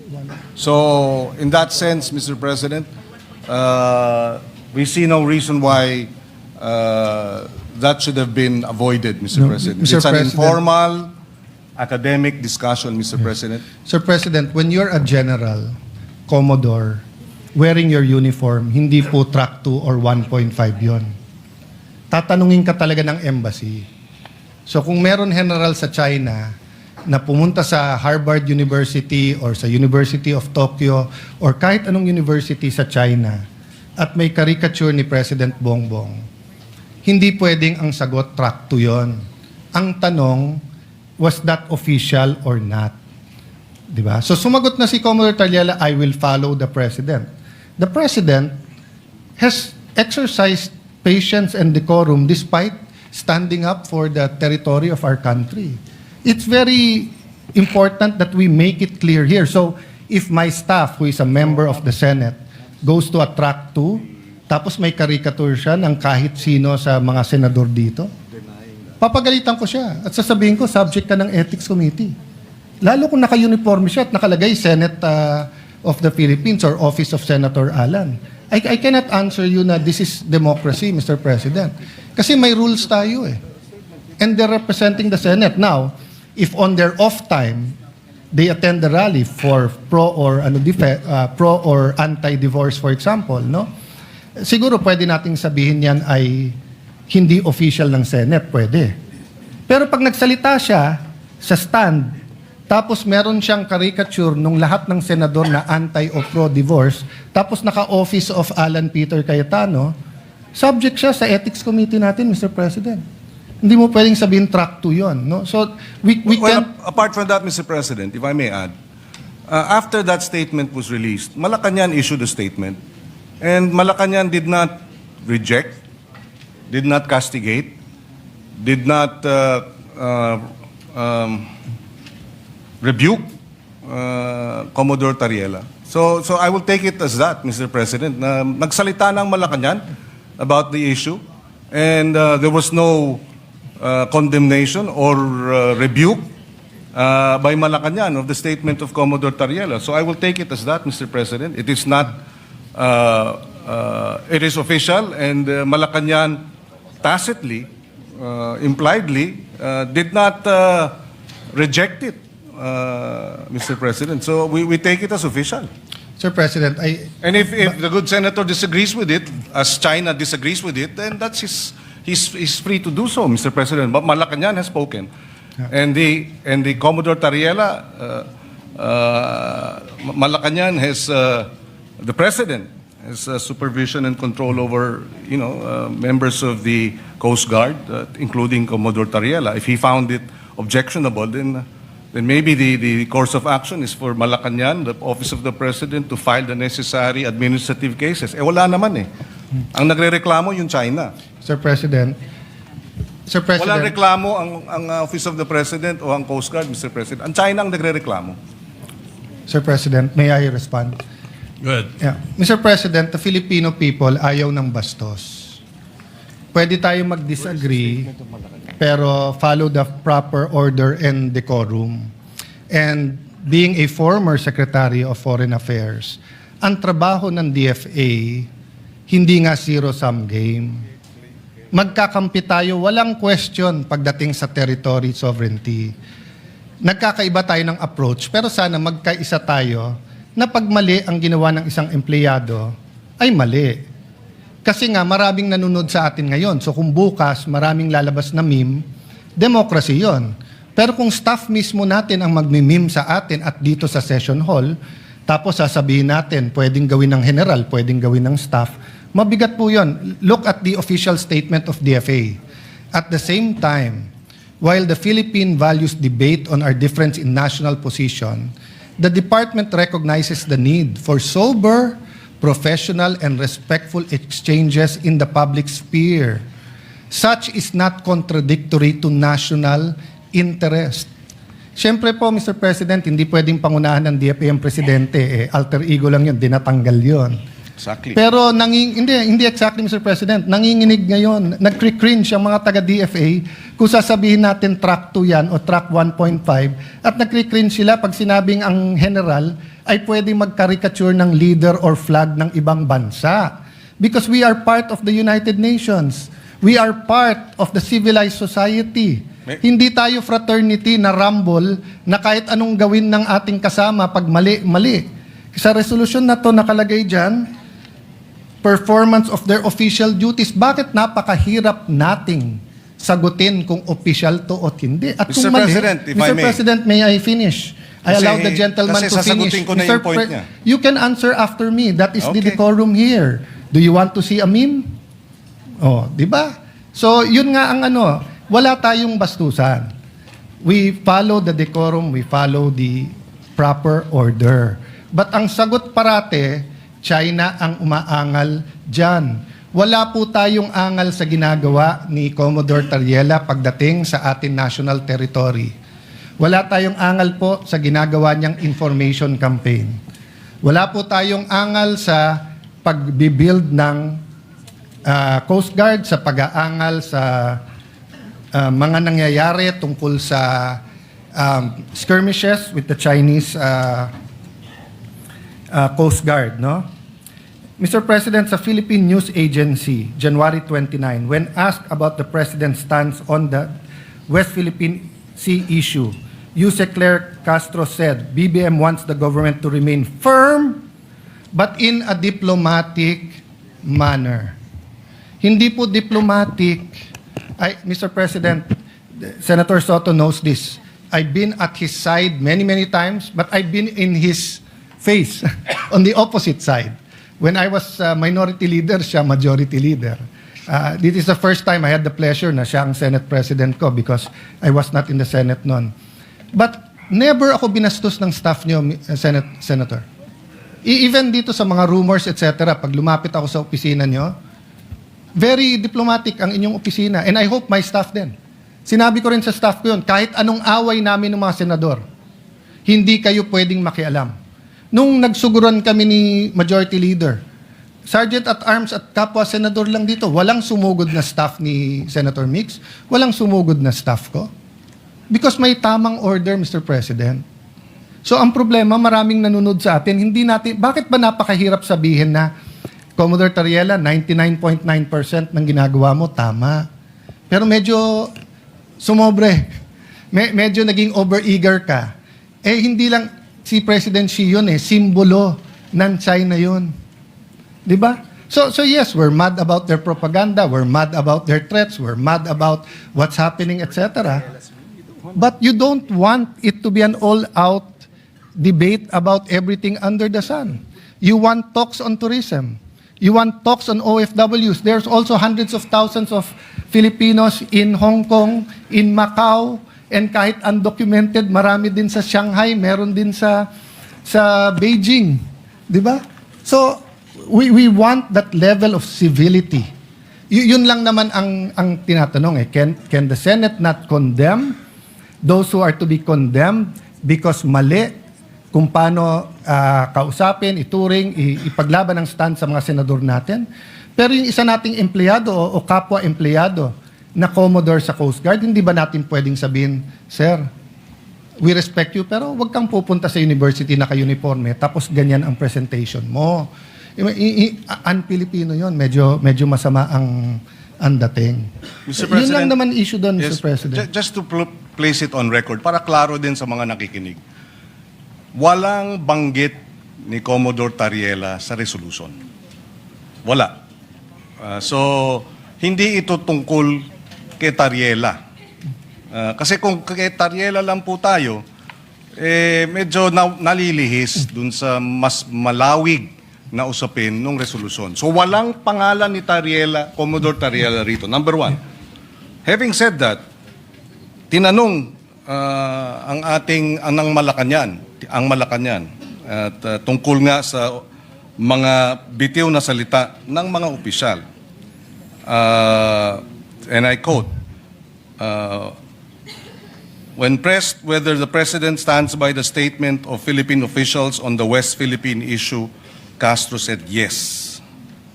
So whatever our agencies are doing to fight for the interests of our country, that's what the President wants. And that's also what he has ordered. So, if the President found Commodore Tariela's statement as unpalatable or unacceptable, then he should have said so. He did not.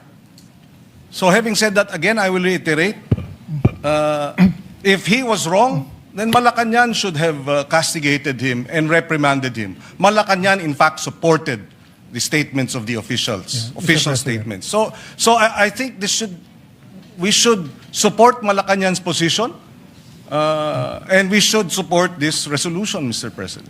Sir President, to reply to that, number one, Malacanang said na yung statements at stand ng bawat opisyal, lahat tayong question doon. Nagkakaisa tayo lahat. Lahat tayo nagsasabing atin to. Whether we mean atin to in terms of territory or whether we mean sovereign rights. Kung ang sinasabi ng gentleman from Pampanga, wala ang pangalan ni Commodore Tariela dito, so wag natin pag-usapan, ang problema po, mali ang argument niya kasi walang pangalan ni isa dito sa resolution na to. Di wala tayong pinag-uusapan kahit anong opisyal ng Pilipinas dito. You know, sabi niya, Members of the House, Mr. President, members I'm of not the yet Senate. finished. Please don't interrupt. Konting decorum lang tayo po. Di ba? Kasi maraming gagaya sa atin po dito. Ang nakalagay po dito, members of the Senate and the House and other government officials. Wala pong pangalan ang senador, wala pong pangalan ang congressman, pero meron other government officials. Hindi ba ho other si Commodore Tariela? That's why I was asking, when we talk about official duties and functions, linawin natin. So kung attending forums is part of his duty, I will support that. If his presentation is the Treaty of Paris, the amendments with the United States, the UNCLOS 1, 2, and 3, kung papakita niya yung arbitral award, kung papakita niya kung paano kinakawawa ang ating mga Coast Guard, then let's do it. If we have to inform our people more and be on TV programs, etc. Ang question, a picture paints 1,000 words. So, para mong sinabing wala ka namang tinawag na magnanakaw. Pero yung caricature mo, nagnanakaw siya. Sinabi mo, wala kang tinawag na corrupt. Pero yung picture na nilagay mo doon, corrupt. So, reciprocity is basic sa DFA, sa Ministry of Foreign Affairs. Whatever we say here, the United States is watching, France is watching, Israel is watching, Palestine is watching. So I don't want these countries to do a caricature of President BBM and then sabihin nila, sabi naman nyo sa Senado, okay to eh. Di ba? That's why I'm clarifying. Official ba to? Hindi ba napakahirap sabihin ng hindi official yan? Kasi ang kasunod lang simple nun, wag siya mag-uniforme at wag siyang magpapakilala during that event na spokesman siya. Di ba? Ngayon, Mr. President, will his presentation be diluted in any manner if he didn't show that caricature? Hindi naman eh. Hindi naman. So, the gentleman keeps asking me about the other members of the House and Senate. Kung wala akong nakikita problema doon or hindi ko pa napag-aaralan yun, that's beside the point. Ang pinag-uusapan natin, what is all over the news na minomonitor ng lahat ng ASEAN countries, minomonitor ng trade attaches nila, minomonitor ng labor attaches ng iba't ibang bansa para makita ang Pilipinas ba, ano ba values nito? Marunong ba to sa diplomatic, hindi lang niceties rules to and everything, Mr. President. That's why, kaya humaba yung discussion, simple lang ang tanong ko Official duty ba ng isang general maglabas ng caricature ng Pangulo ng ibang bansa? Kasi obvious ang sagot doon, hindi. Hindi sagot doon na kung ano sabihin ng Malacanang. Maraming sinabi si Duterte na sinabi ng Congress before, mali yun. Di ba? Hindi naman natin sinagot dito sa Senate na basta't sinabi ni Duterte, tama. Basta't sinabi ni Arroyo, tama. Basta't sabihin ni Pinoy, tama. Hindi. Kaya nga may Senado May check and may balance. So pag yung isa sumobra, pag sumobra Supreme Court, may check. Pag sumobra Congress, may check. Pag sumobra ang executive, may check. Second, you have to look at the character, demeanor of not the office of the president, but the president himself. The president himself, hindi niya style to call out employees in public. Hindi niya style yun na ikaw tama, ikaw mali, di ba? But everyone knows na mali na tirahin mo yung Pangulo ng isang bansa with caricatures na naka-uniforme, general ka pa. So, can you imagine, Mr. President? I'll give you an example. Si President Trump at yung North Korean president. Kasagutan sila. They went to name calling. So tinawag ni President Trump na rocket man. Sumagot din si Kim Jong-un, no? Walang problema yun, Mr. President, kasi official yon. Kasi pag ginawa ng Pangulo yung international affairs, susunod na yon. So kung may mga opisyal ng gobyerno na sinunod si Trump at tinawag siyang rocket man, which I think the White House spokesperson, I'm not sure the Secretary of State if they followed, but then nung nagkaroon ng meeting sa Singapore at nagkamayan sila at umibay yung asta ni President Trump, he was still firm, he still drew the red line, but hindi na niya inaalaska ang Pangulo ng North Korea. You expect na everyone beneath him toes the line. Sa atin, nakita nyo naman po, kumakamay, lumapit ang Pangulo. Was that APEC or ASEAN, di ba? Just so that ma-communicate, may dispute tayo pero neighbors tayo. Di ba? Para ma-dispute, walang personalan to. For whatever purpose, I admired President Marcos for going near the Chinese president. And then may general ka, ganito nangyayari, tapos hindi kayang sabihin ng Senado, mali. So the gentleman from Pampanga expects the Senate to say na mali ang Chinese ambassador sa pakikisagutan kay Senator Risa sa kanya, pero wala tayong wherewithal, wala tayong pakialam sabihin sa isang general, boss, mali ka naman kasi.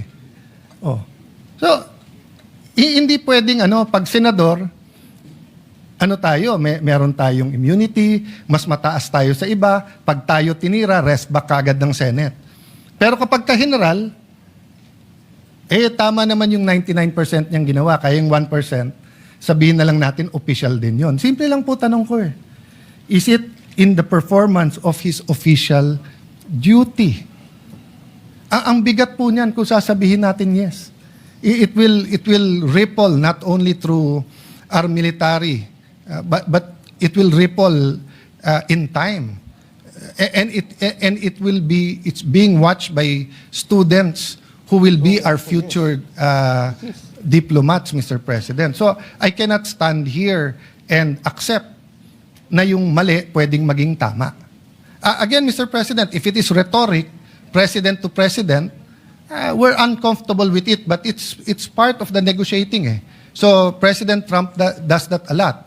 But once na tumigil siya, once na kamayan na, tigil na rin lahat nung nasa ilalim niya. Hindi naman pwede ang sasabihin natin dito, ang mali ang presidente. Kasi siya, hindi niya binabastos ang Chinese president. So ang general ang tama, ang mali presidente. You cannot reconcile that. No, it defies logic, Mr. President. What the president does, the executive follows. Tayo sa legislative, pwede tayong mag-comment. Pwede tayong mag-resolution katulad para kung ano ang tama at mali. That's why, Mr. President, I want to know, sino-sinong official ba to? Sa Senate, sa House, sa interest nila. Kasi yung DND, medyo klaro yun. Nakita ko yung mga statements, etc. And yung DND, mismong si SND ang nagsasalita. So in behalf of the President yon. So kung gustong i-correct ng Presidente yon, i-correct niya. Hindi naman spokesman ng Presidente ang nakikipagdebate doon Hindi naman spokesman ng DND. At sagutin man nila, sinabi na ni DND, yun din ang stand niya eto po hindi. At yung DND po, despite my agreement or disagreement with the Secretary of National Defense, I haven't seen anyone in the DND come out with caricatures of generals of the opposing side or of the president of the other side. Our generals are officers and gentlemen. Is it too much to ask that yung pagiging officer and gentleman sa AFP, PNP, BJMP ay ganun din sa Coast Guard natin? Is it too much to ask a gentleman from Pampanga? Masyado bang malaking ask yon na, boss, paglaban mo Pilipinas pero wag tayong bastusan? Well, because the gentleman from Taguig finds it unacceptable, Mr. President, and therefore that is his position. We do not find that unacceptable, Mr. President, under the circumstances, particularly because China, for the longest time, has been aggressively, illegally encroaching on what is ours. So if these statements are taken in isolation, perhaps I might be able to understand where the good gentleman is coming from, but it's not taken in isolation. It's not just Commodore Tariela's statement. It is, and the remarks of the Chinese embassy towards and reaction to his statement. It's also what the Chinese embassy has attacked the senators, congressmen, Mr. President. And if I may add again, this is not just an issue of Commodore Tariela. Let's not minimize the issue. We beg to disagree, and with all due respect, putting the issue simply as Commodore Tariela and his actions is minimizing the issue. And somehow, who benefits from minimizing this issue? China, Mr. President. The good senator may not be his intention, but Mr. President, from this point, from this perspective, from this representation's perspective, minimizing the issue, disregarding or taking it in isolation, and isolating Tariela's actions from the insults and the unparliamentary language of the embassy, threatening our men in uniform, Mr. President. Parang biglang hindi na pinag-uusapan lahat ng mga pangiinsulto, pananakot ng China dahil andito tayo naipit sa pagdepensa ni Commodore Tariela at kanyang mga kilos. I hope the good senator gets a broader or looks at it in a broader perspective, Mr. President. Mr. President, sino ho nagmi-minimize? Siya po ang nagmamadali. Ayaw niya mag-hearing. Kung magkakaroon ho ng hearing, lahat ho ng issues, yung sinabi ng DND, yung ginagawa po sa Ayungin or sa BP Sierra Madre, yung pong ginawa po sa Scarborough Shoal, Aquino administration, Duterte administration, Marcos administration, yung pong hinanakit ng ating mga Coast Guard sa nangyayari sa kanilang araw-araw, sa mga nasa Pag-asa Island po, sa kakulangan po ng pondo. Lahat po yun madidiscuss natin. Paulit-ulit po ang gentleman from Pampanga na parang ako may kasalanan na pinag-uusapan po si Senator Tariela, tinamad po sila na ilagay ang mga pangalan ng mga opisyal na sinasabi nila sa resolusyon. Kaya malinaw naman ang tanong ko, sino-sino tong mga opisyal? Ang alam ko lang si Commodore Tariela. Tapos sasabihan niya ako, I'm minimizing. Tapos babasahan niya ako ng paano mga taga-DND, paano para bang hindi ko sila kinakampihan.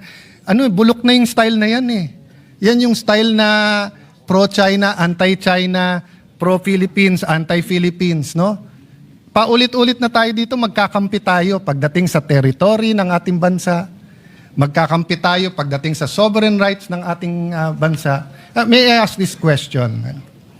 When the military decided to pave the way, to build a runway sa Pag-asa Island, was there any objection by any department in our country at that time? Well, Mr. President, with all due respect, Mr. President, I think we have exhausted Mr. President, this do we debate. have closure here?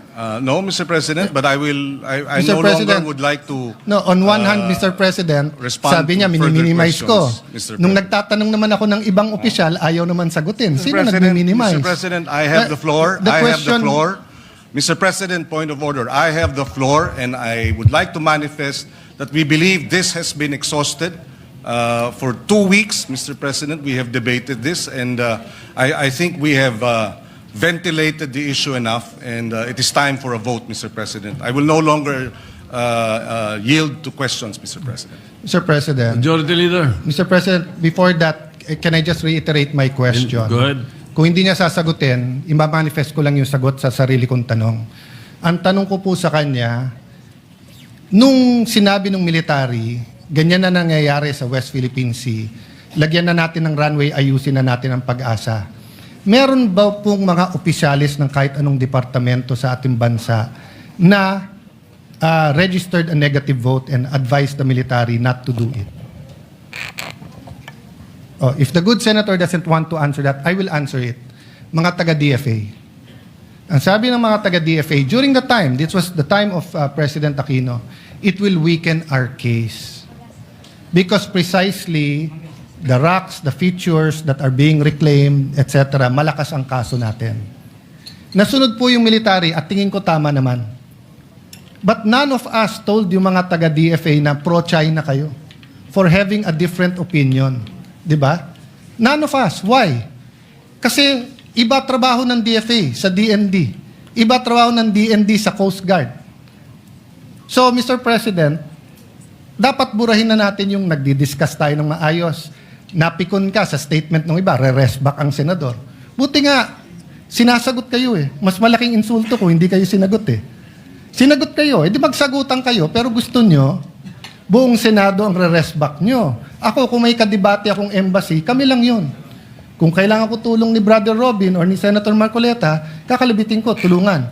Pero hindi ako magfa-file ng resolution sa Senado para sa tulungan nyo kami, bugbog kami sa China. Tapos pagka hindi ka pumirma, pro-China ka. China lang ang lumalaki dito. Okay. We'll go to the corollary question there. I was going to ask the gentleman, ano ang ilan responsibilities natin under UNCLOS? Will the gentleman answer that or will I answer myself? So since the gentleman will not answer that, I will answer it myself, Mr. President. So under our maritime entitlements, meron din responsibilities doon. For example, Mr. President, managing our maritime resources. So walang problema yung non-life, for example, natural gas, di ba? Siyempre yung ecological balance lang dyan. Pero let's say fish, let's say yung mga coral reef, trabaho ng Coast Guard siguraduhin na walang nagda-damage niyan.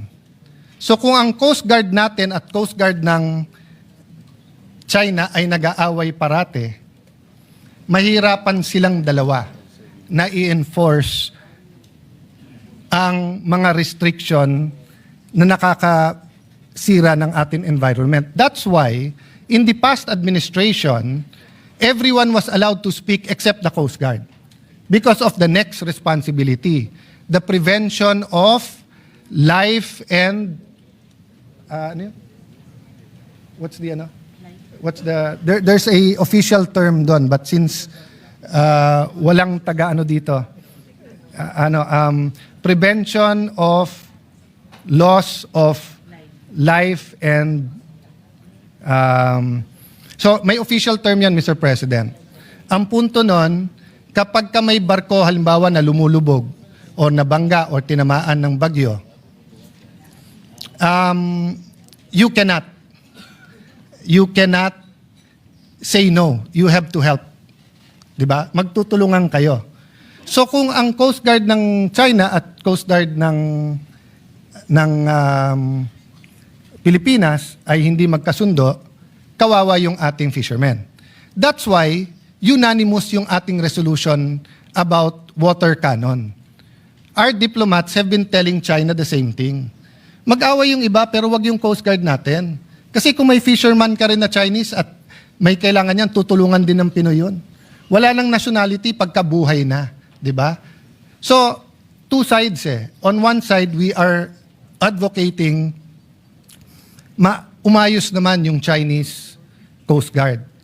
Pero kung papayagan natin, yung spokesman ng Coast Guard naman natin ang mambastos, hindi mangyayari to. So anyway, Mr. President, marami pa akong gusto sabihin, but siguro dahil may LEDAC tayo tomorrow, maraming importante. Ang question ko lang, Mr. President, paano yung amendments? Hindi ba natin ilalagay kung anong mga statement na to? Kasi paano natin pagbobotohan kung hindi natin alam kung ano yung mga statement na to at sino tong mga opisyal? This resolution is so general. Mr. It can President, mean anything. Mr. President, I'm not yet finished. You said you don't want to speak anymore, then don't speak. It's your privilege. But if you don't like what I'm saying, Mr. President, no, Will you please tapos address na ako eh. the- Point of Tapos na order, ako. Mr. Please, President. address the chair. Do not address I'm sorry for that, Mr. Chair, President. Yes, Mr. I'm sorry for that, Mr. President. We move to strike off the record the... I withdraw that statement, Mr. Thank you, President. Mr. President. I apologize for that. All right, the statement is Yes. withdrawn. Perhaps what we can do is that let us then terminate the period of interpellation and open the period of amendment so that we can incorporate the amendments proposed if the sponsor will moved. accept or not. I agree with you, Mr. President. Jordi. No objection. So move, Mr. Yeah. President. No objection. Jory De Lidar. Yes, but before we do that, Mr. President, there was a internal agreement between Senator Marcoleta and Senator Kiko Pangilinan to allow him to just give a brief manifestation before we act on the resolution. Yes, but you can already close the period of interpellation, the manifestation before the amendment, so that I'm we can moved, Mr. facilitate. President. The period of interpellations be closed. All right, any objection? Hearing none, period of interpellation is closed.